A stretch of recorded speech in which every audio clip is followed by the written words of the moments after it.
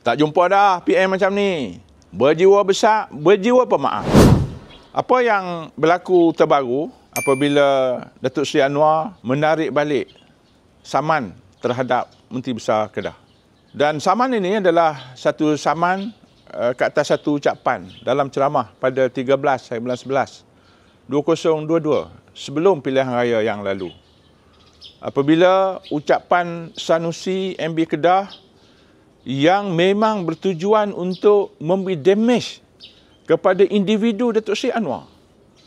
Ucapan lebih daripada setengah jam itu saya tengok dan ucapan itu sememangnya untuk memberi damage yang teruk kepada Anwar supaya kalah pilihan raya di Tambun. Sebab itu akhirnya di atas ucapan itu Datuk Seri Anwar saman MB Kedah.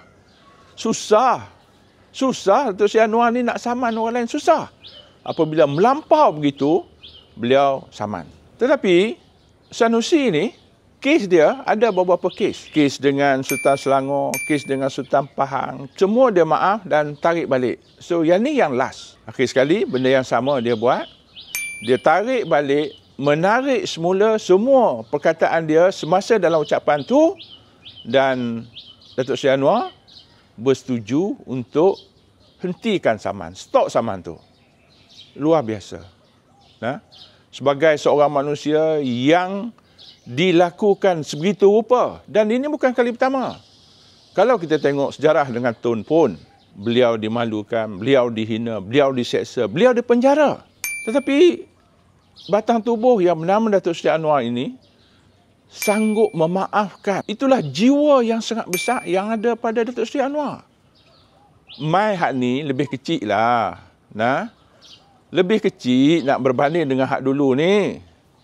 Jadi sifat semula jadi yang ada pada individu Datuk Seri Anwar ini adalah bukan lakonan. Ini adalah sifat dia. Sebagaimana sifat dia juga sebagai seorang marhain. Sejak daripada zaman mahasiswa berjuang untuk rakyat baling. Sekarang flotilla. Itu jiwa dia. Jadi jiwa yang besar ini, jiwa rakyat marhain dan jiwa memaafkan ini adalah satu kualiti yang sangat hebat yang ada pada Datuk Seri Anwar Ibrahim dan ia adalah perkara yang bukan dibuat-buat. Ramai orang marah apabila Datuk Seri Anwar tarik balik. Pasal dia kata takkan sampai begitu rupa. Dia kata pada Datuk Seri Anwar ni untuk damage dia. Tapi bila sampai masa dia minta maaf. Lagi sekali lah kita melihat kualiti yang ada pada Datuk Seri Anwar Ibrahim. Datuk Seri kekalkan kualiti yang hebat ini yang ianya bukan lakonan semata-mata.